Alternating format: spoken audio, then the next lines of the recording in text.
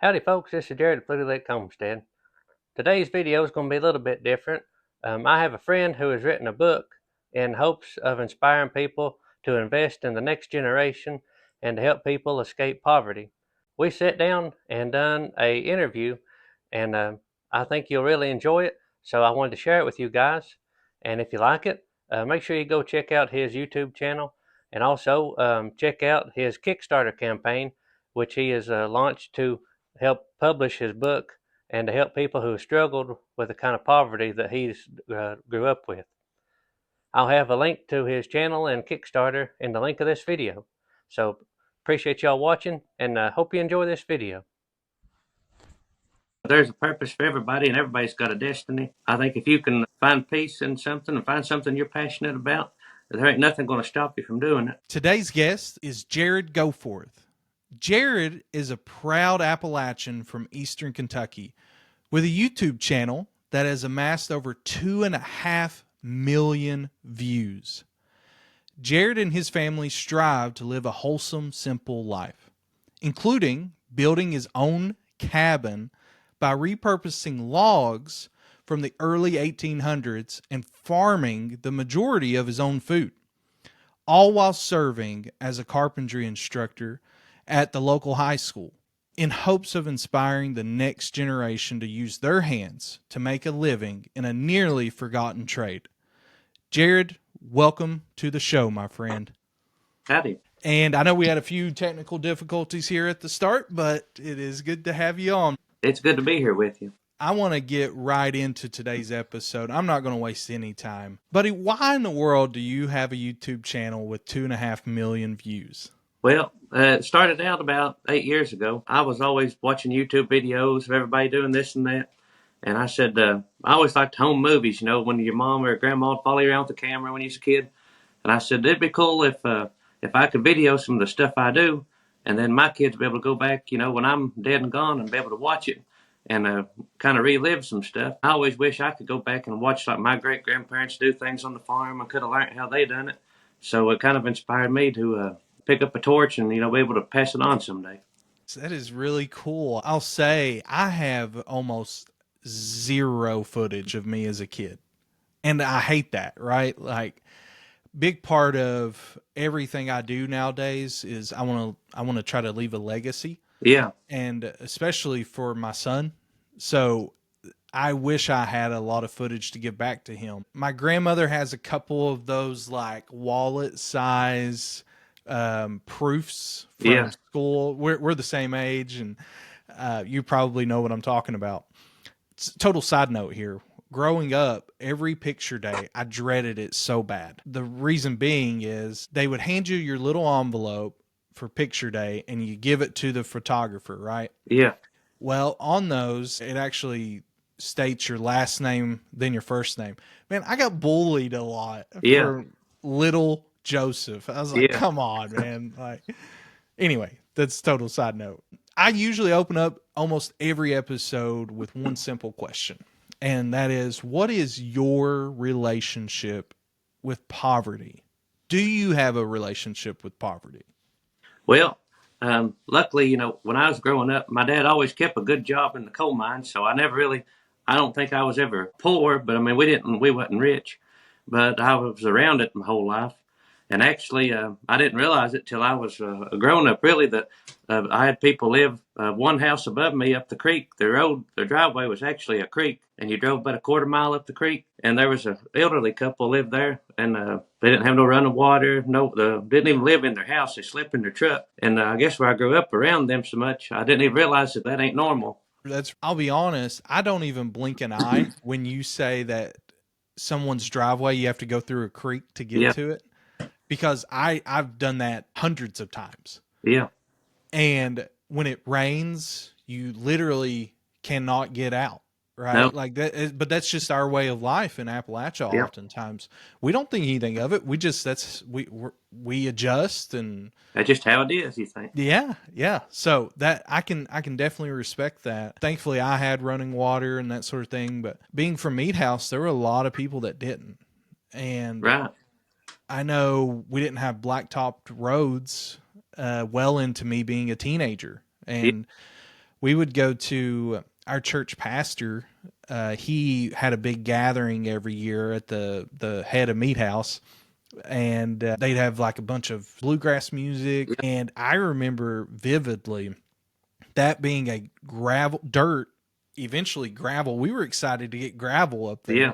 Right. I don't know if you're familiar with the area of Meat House that well, but there's an old mine up there and that sort of thing too. You talking about a coal miner as a father. That is just the way of life for us. And I'll be honest, I've got a story to tell you, just a brief one here. So I was about 7 years old. My appendix was about to rupture, and I lived up Meat House, and man, the nearest hospital is ways away, right? You're 45 minutes from mine is. So. Yeah, it was pretty painful. And I didn't know what was going on, but my grandmother finally realized that's probably what it was. And of course, she didn't have a driver's license and she didn't have a vehicle to take me anywhere. My grandfather was out herbing, he was ginsenging. Yeah. Trying to just provide. And we were like trying to call anybody and their cousin to come get me and take me out. Well, we finally found somebody, but man, all the potholes from the coal trucks and the dirt road and gravel, it was miserable, man, the whole way. Went on a little bit of a tangent there, but Jared, why do you think your #1 video for your channel has over 700,000 views and it's making biscuits and gravy? Yeah. Why do you think you've gotten over 700,000 views on that? Everybody loves to eat. And in Appalachia, eating is our #1. If we don't do anything, we're going to eat good. Amen. Amen, buddy.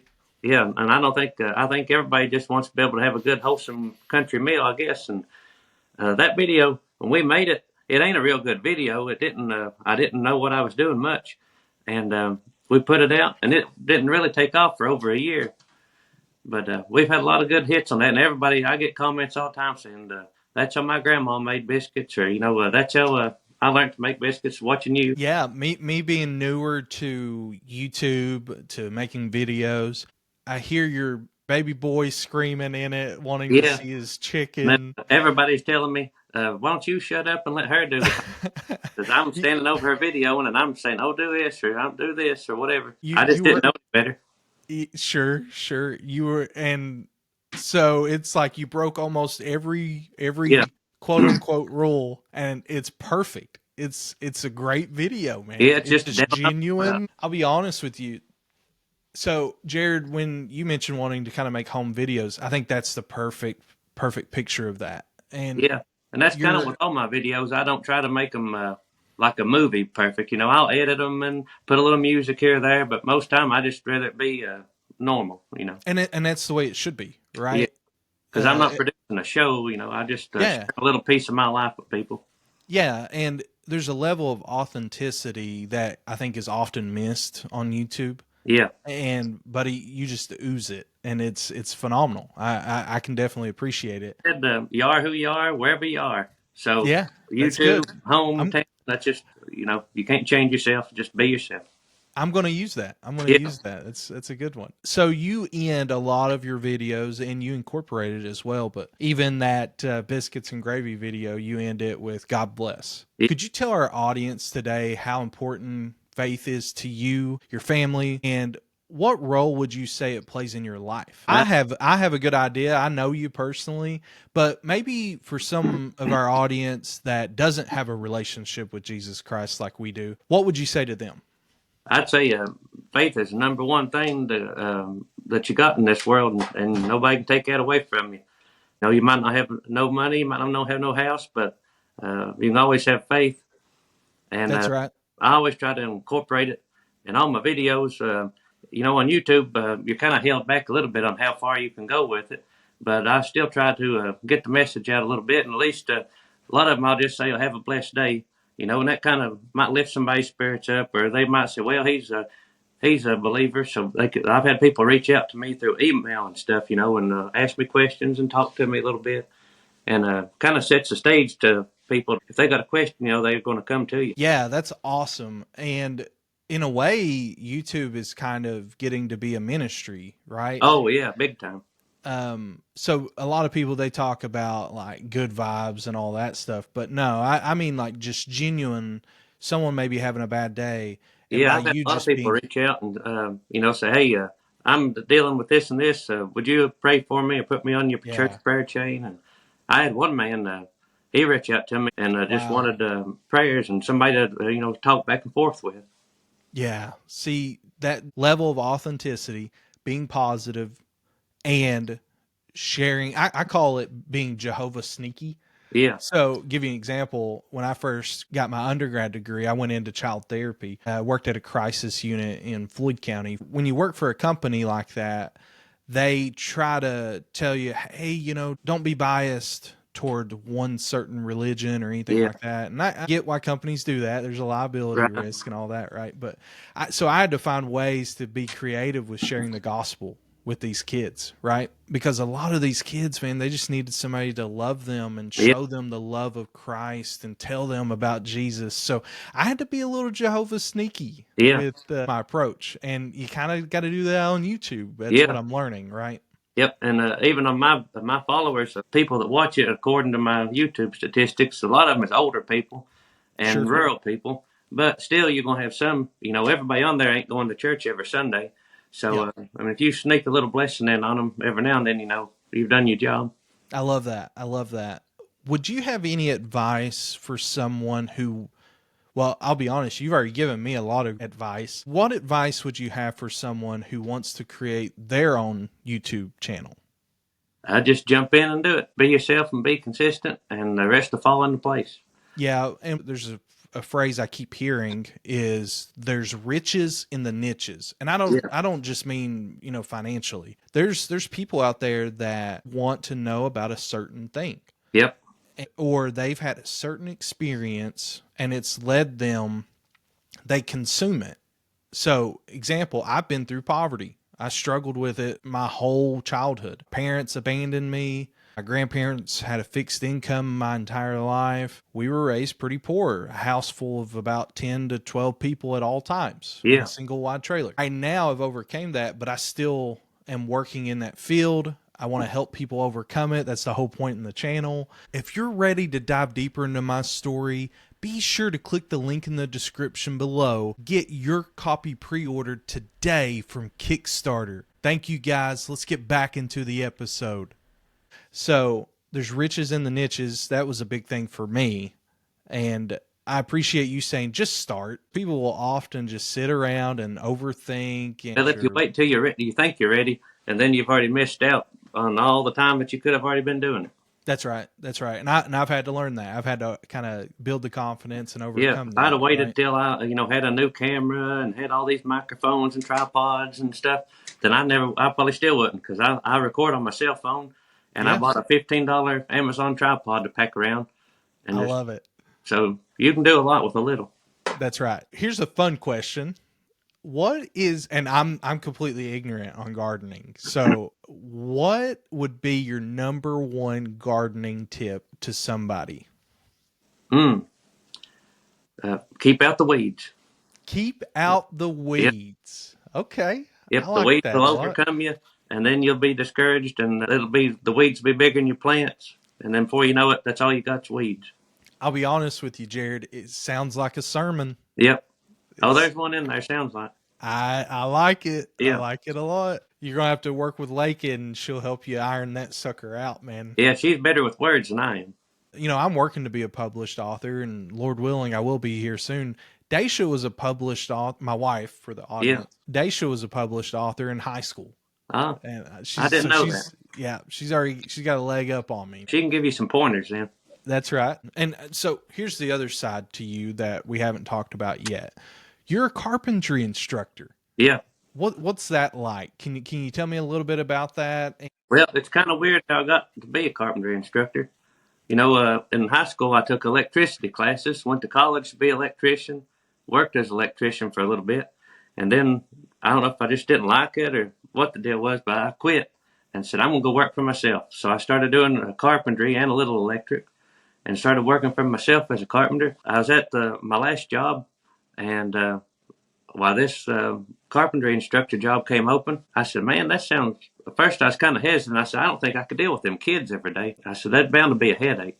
And I said, I'm going to go for it, though. Well, everything fell into place, and the Lord put me right in there, and everything I thought would be an obstacle, it was overcome, and everything was above and beyond what it should have been. Oh man, that's knowing you personally. That's fantastic. I'm very happy to hear that, and I would imagine. I mean, I know you're newer to it, right? But Yeah. I would imagine God's probably already given you a few good opportunities to invest in some kids. Oh yeah, several times already. I've got 47 boys, and it's a lot of fun. There's sometimes that I'd like to go at it with a few of them, but No we have doubt. a lot of fun, and I got some really good kids there. And I wouldn't. This is the best job I ever had, and I wouldn't trade it for nothing. Man, that's so awesome. I'm very glad to hear that. And We've been on snow days now for about a month, over a month since Christmas break, and yeah. I've been itching to get back to school. Really, I never thought I would say that, but I'm ready to go. Yeah, I'll be honest, I didn't think about that. You have been off quite a bit. You combine the weather and Christmas break, you have been off. Yeah, we went out the week before Christmas, and I've been back to the schoolhouse one time. Around here, with the roads, all the mountains and curves we have, you can't really take a chance on driving a bus on them. That makes total sense. Let me ask you this. The whole point in this YouTube channel and the podcast is to hopefully inspire someone to invest in at-risk youth. Those that are marginalized, they could really go either way. They could overcome the poverty that they were born into, or they could fall to the wayside, unfortunately. Let's pretend a teacher like yourself, or a parent, or a coach, or a principal, or a counselor, they end up showing this video to an older teenager that is struggling. Maybe it's not like financial poverty. Maybe they're struggling trying to find out their purpose in life. They're a great student. What advice would you give that student? For one, don't let nobody hold you back. A lot of kids, they have a way in their mind to think that that's how everybody should go, and that it may not be the way that you're going to go. And, there's a purpose for everybody, and everybody's got a destiny. I think if you can find peace in something and find something you're passionate about, there ain't nothing going to stop you from doing it. You just grab it by the horns and go with it, and find you somebody that'll, encourage you and pick you up along the way and help you out a little bit if you need, some motivational support. That's great advice. And the only thing I would add to it is, and what I've told kids in the past is, our life, the Bible talks about it as just a vapor on the water, right? Yeah. One day here, the next day gone, essentially. So your life, average male is going to live, I think, roughly is about 79 years nowadays, something like that. Don't quote me, but so these kids are in school for roughly, 13-ish years of it. Yeah. So these guys that are having such a huge influence on them right now, it's temporary. Yep. And so I tried to encourage kids, look beyond this. That would be one thing I would maybe add is, one, this world is temporary and it's short, but the time that you're spending in school is even shorter compared to eternity. So we need to be making decisions that will affect way after school and then also eternity. So what do we mean by that? It's a salvation thing too, right? Similarly speaking, you're in that world with a bunch of teachers, and we had an episode the other day talking to another teacher, and I made the comment oftentimes, and it's true, I've met many of them, especially when I coached basketball. A lot of teachers are overworked and underpaid. That's a reality. It's unfortunate. There's not very many more important jobs than being a teacher. What would you say to your teacher friends? Maybe you know a teacher that has been underpaid and overworked for a very long time. And maybe they're kind of numb to the idea of really making a difference. They started out kind of on fire, similar to what Christians often do, right? Yep. You start out, you're super excited. You want to tell everybody about Christ, but maybe you hit a few stumbling blocks and then you kind of get into a lull. So what would you say to try to maybe inspire them? Maybe they'll see this, and Yeah, what would you say to them? I'd say don't give up on yourself. And sometimes you need to look back at maybe all the years of students and the impacts you've made on their lives.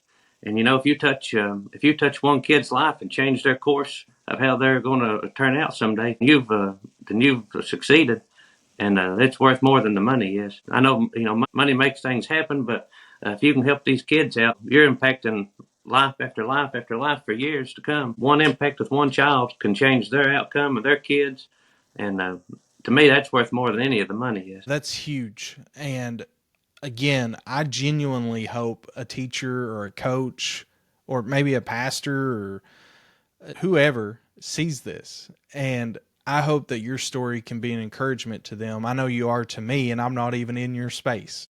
I appreciate that. Even with this job, as a teacher, I could probably, go to work for a good carpenters union and make a whole lot more money, but it wouldn't be as rewarding as working with these kids.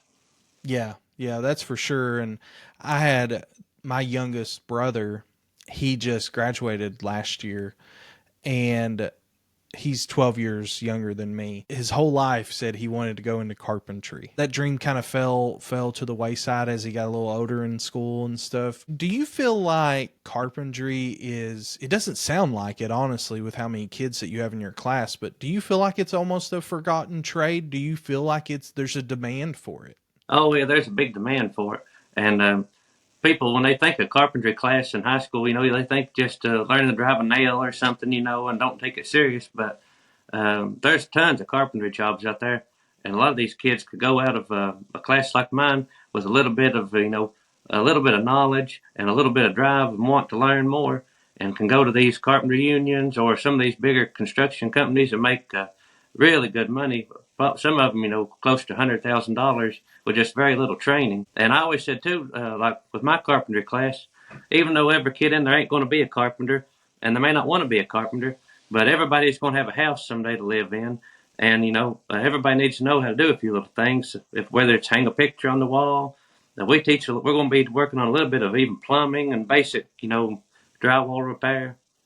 Yeah, that's huge. Everybody needs to know how to use their hands a little bit. Yeah, and I'll be honest, I didn't take carpentry, and I wish I would have. Being a homeowner now, I pay the price. Oh yeah, it's handy. I've had to call you a couple of times. Yeah. Even can you go into detail about you building your own stinking house? Oh yeah. Can we talk about that for just a minute? Well, when me and Lincoln first got married, I always wanted a log cabin. So this cabin, you can see the walls here behind me.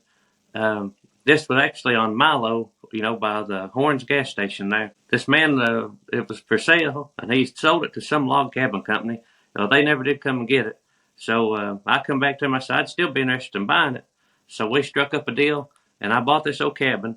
And at that time, I really didn't know much about carpentry work. I could build a few things, and I've always been kind of hard-headed that I can do it and will do it. So I jumped in, and we got it, and didn't have hardly two nickels to rub together, and we got married. So didn't really have the money to build a house, but I started building on this thing, and little by little, we got it put together and built onto it, and made it big enough for our family. And we was living in a little 50-foot trailer with 5 of us in it, so we was busting out at the seams. So had to get the cabin done pretty quick. So sadly, I'm still working on it for Lakin though, doing the details and finishing things out, But it's been a labor of love. And looking back, if I could go back now, there's probably a lot of things I would change because I've matured and learned a whole lot since we started it. But it's been fun, and that's something I'll be proud of someday. My kids can look and say, well, my dad and then my grandpa built that house, and that's kind of a nice thought. It's a huge thing, right? And little Finley tells everybody that my dad built this house, Yes. I love it. I love it.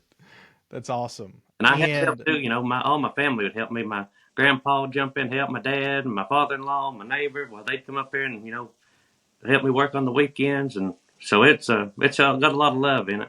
It's got a lot of stuff that I've messed up, of course, with learning, but you got to learn somewhere. I wish I had documented the whole build of it, but I did the tear down, right? Oh yeah, I wish I'd have videoed every step of tearing it down and putting it back, and at that time, I just, I don't know why I didn't. I took some good pictures back then, but I didn't have no, when I tore it down, I didn't have much video and stuff at all of I it. thought you did. Am I I done the imagining barn, that? I rebuilt a barn too. And, Oh no, that's what. Yeah, yep, that's what I'm thinking of. down by Yeah. Kurt, it was Yeah. Kurt, Judy's niece, I think I bought it from. And I videoed all of it, tearing it down, putting it back. And Yeah.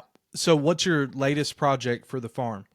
well, we've been working now. I've been the barn I bought from down by Kurt's. I've been kind of boxing it in and making me a little workshop and place to put my tools and my tractor and kind of fix things and build things because I get into some little woodworking projects for people and stuff. So just a little place to work. Is it bad? I was secretly hoping you were going to do this interview sitting in your barn. Yeah, that's my plan. It's going to be like a little studio down there when I get done in one corner because I've got me a little wood burning stove and going to hang some of my pretty old tools and stuff up behind me. And Is there anything you want to talk about for your audience? oh no, I'm good. Just whatever you want. It's been fun so far. We obviously go to church together. Can you talk a little bit about kind of what your all's role in the church is and why do you think it's important? What is, I know Lakin's very active. Could you go into a little bit of detail about that for our audiences? Yeah, me and Lakin, we went to the Inez Free Will there for several years now. I'm the clerk. I'm not a real good clerk. I'm not real good with paperwork, but I'm the clerk.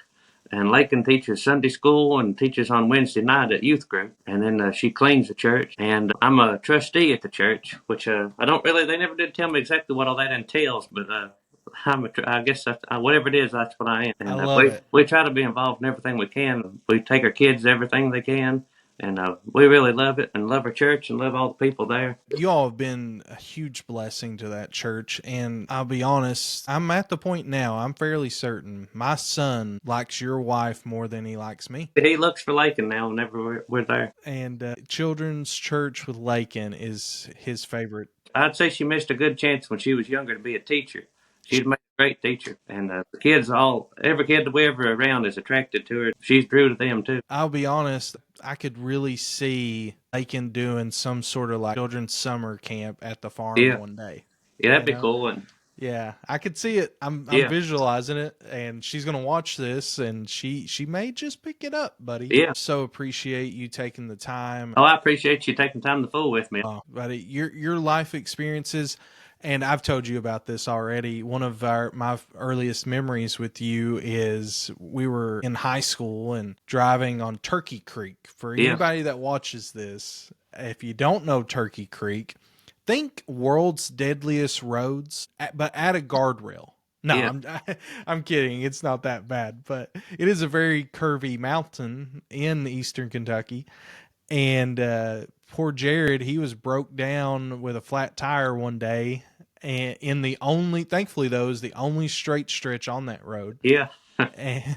and I stopped to check on him, and he already had his dad, I believe, on the way with a tire. So bad tire luck for a while. I had like 5 flat tires in 3 months. Well, it's probably because you were like me, and we wouldn't buy new ones. We just I just go and buy them $25 tires from the junkyard somewhere, or put a plug and keep it going. Jared, thank you so much for joining me today and spending a little bit of time with me. I'm going to let you get back to your awesome family. You tell everybody that I said hello. You shared a ton of wisdom today, a ton of heart, and I really appreciate you being vulnerable. On previous episodes even, I've talked about how important that is, especially when it comes to mentorship. You've got to kind of take the veil down, and you get to do that every day with your students in some capacity, I'm sure. So thank you so much. I appreciate you having me. We love you. We love you too, brother. And for everyone listening, don't stop here. If you like what you've heard today, you found it encouraging, inspiring, you know somebody that could benefit from it, be sure to like, subscribe, and share this with all of your friends and turn on our notifications. Jared, you have a YouTube channel. Would you care to sign off for us today? You folks make sure you like and subscribe. Hope you have a very blessed day.